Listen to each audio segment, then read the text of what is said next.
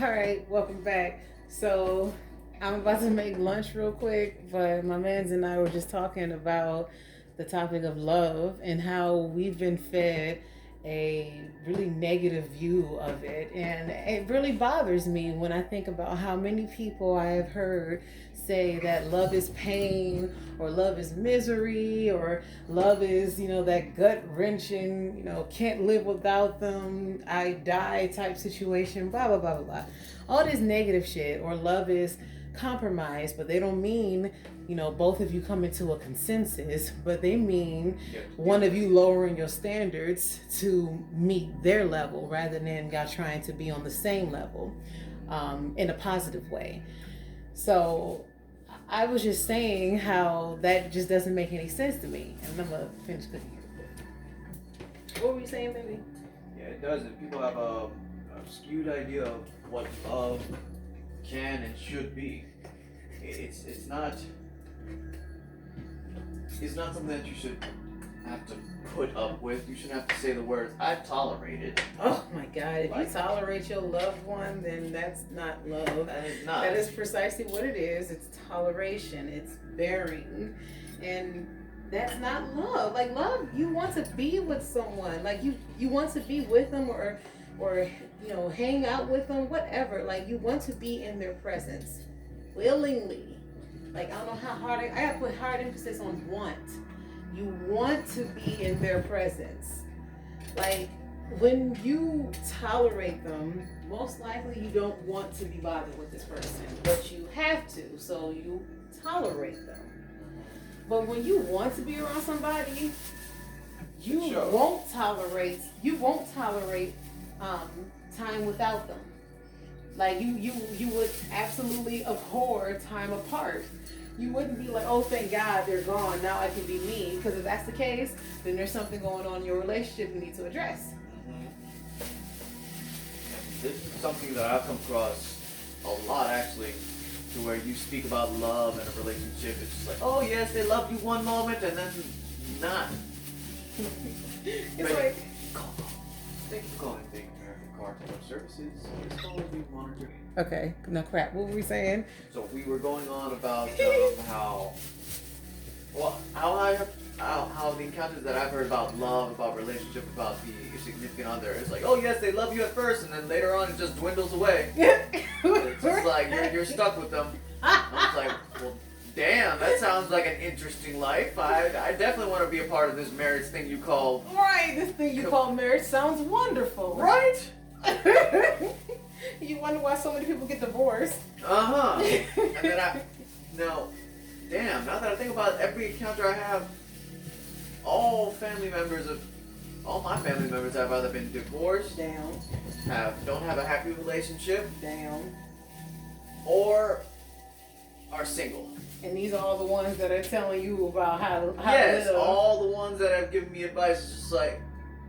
That's hilarious. I can relate. I can totally relate.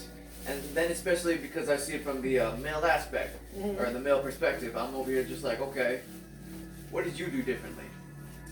What did you do differently? Oh, so you're still doing that? Okay, how many times have you told her you love her? How many times do you wake up out of nowhere, hug her, and just say, baby, thank you? How many times can you say that? Are you posing this question to your uncles or whatever? I might be. Oh my Lord, you're a wonderful man. See, I knew this, but that's sexiness. That's what I needed. I needed to meet you because honestly, I thought for the longest of times, I can't fix my family. I can't have a hand in helping guide my family. I can't be the figurehead or a good example because my parents, my dad especially, has always made me to seem out like the black sheep of the family. Oh boy. But in the most negative aspect, it'd be some bullshit too because, I'm sorry baby girl. No, speak on it. It'd be some bullshit too because out in public, raving about me. Behind closed doors, can't tell me enough how I'm a disappointment. Yeah, that sounds familiar. Mom! And that's why some family gatherings, I'm just, I'm good. I'm good. Like, why don't you want to come? I don't know. I don't like the company I'm bringing. Ain't that a bitch?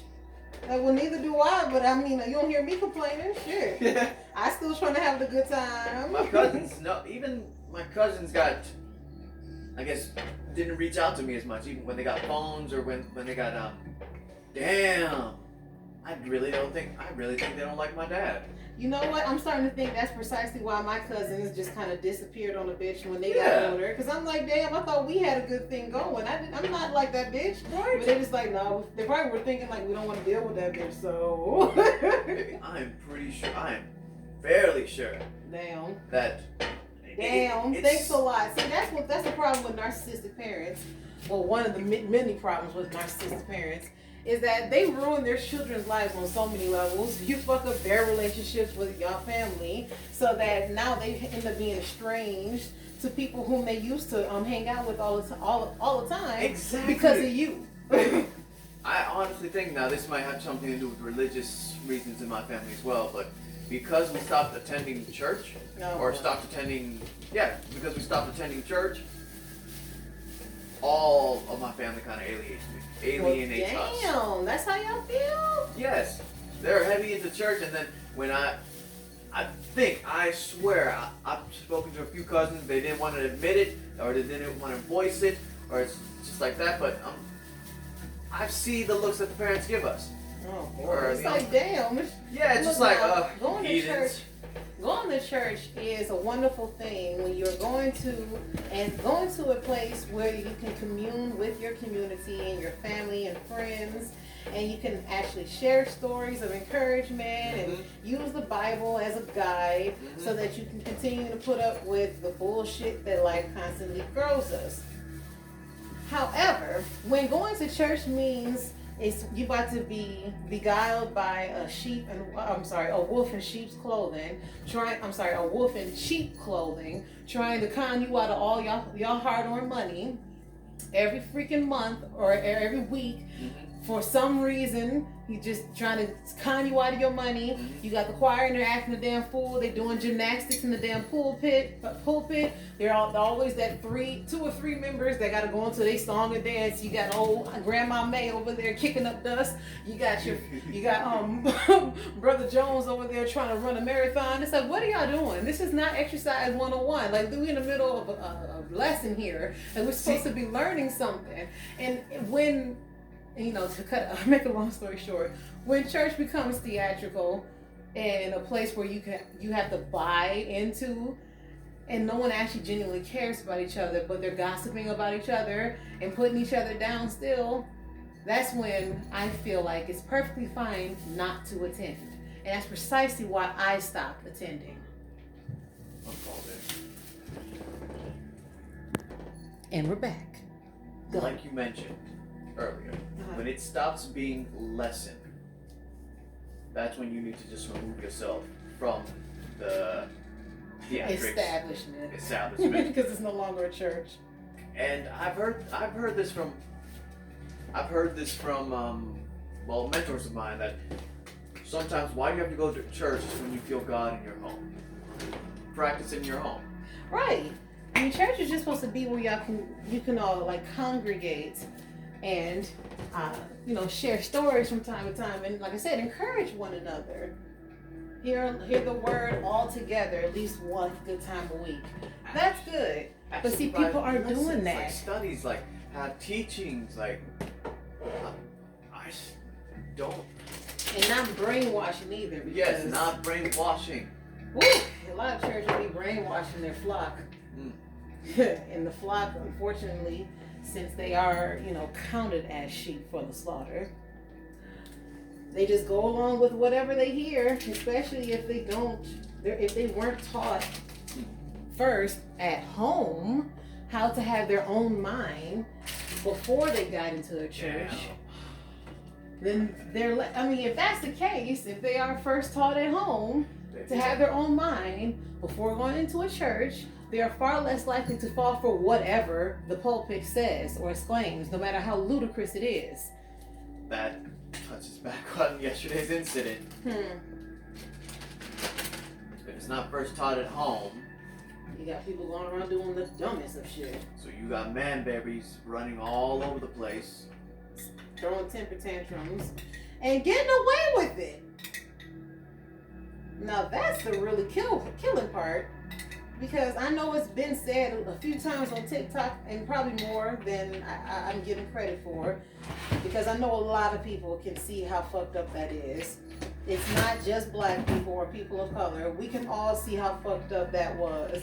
That a group of white people, or at the very least majority white people, who all specifically support Trump, broke into the U.S. Capitol.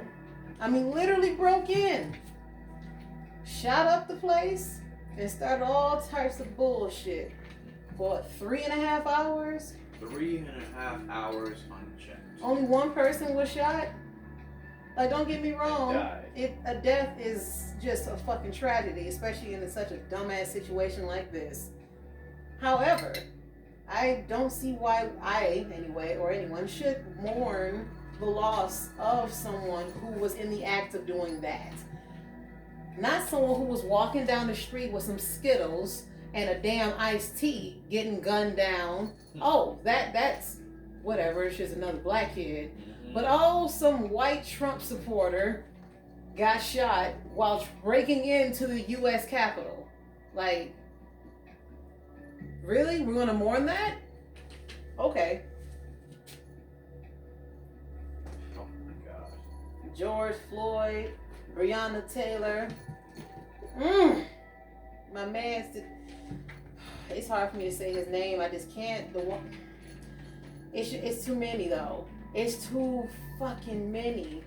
Last year alone, I thought it was just George Floyd and Breonna Taylor. I didn't know it was like 6 other cases. I'm like, what the fuck? Really? Like, how is this still going on? Like, what, all the attention that's been put on it, how the fuck are they still getting away with this shit? Like, it was blowing my mind. Again, baby girl, we are very pro-life, but at the end of the day, I'm so very sorry, but not sorry. You just have to completely remove, or you have to cut the bad shit out. What you mean? All people involved in this incident, incarcerated. Yeah, not a single one that I've heard of. Needs to be Trump executed. Hell yeah. For an act of terrorism. And treason. Like, several acts at that. Like, I'm positive he's been committing treason for like the past 3 years at least. Yeah, this might need to go down as a new law. It's like, anybody supporting this action will be condemned. I'm positive it is. That's the thing. Damn. They keep on skirting them with loopholes and shit. That's what a business person does. They don't admit when they're wrong. Never. They just put the blame off on other people long enough, to distract from what they're doing. Distract. And I feel like yesterday was a fucking distraction, because what are the odds that there would be 2 riots bust out across the nation? To be tuned.